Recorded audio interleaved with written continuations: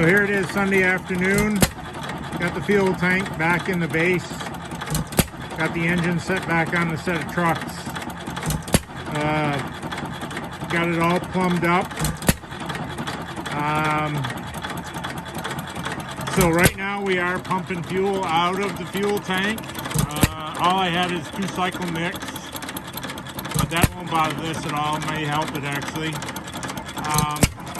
Also have the water pump pumping. So it's actually drawing water out of that screen tower, pushing it up through the cylinder, coming out the top, and running back down. These are not high volume pumps.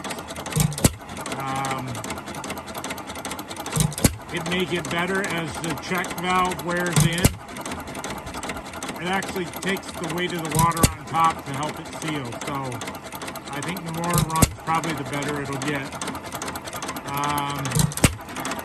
It's running a little too fast for me. I'm not sure how Earl wants it. So right now I got my needle valve in there, and I made a cover for the top of the mixer. It's hitting on one hit. Probably could be fine-tuned a little bit, but I'll hold off doing anything else until Earl gets back. I assume on vacation. He left for 2 weeks on Thursday morning, I believe. So we are up and running on its own power. I've got a battery and a coil in the box there, generating the power for the igniter.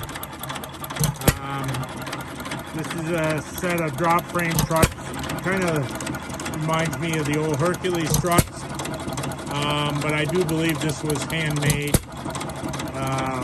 It's not a factory set of trucks.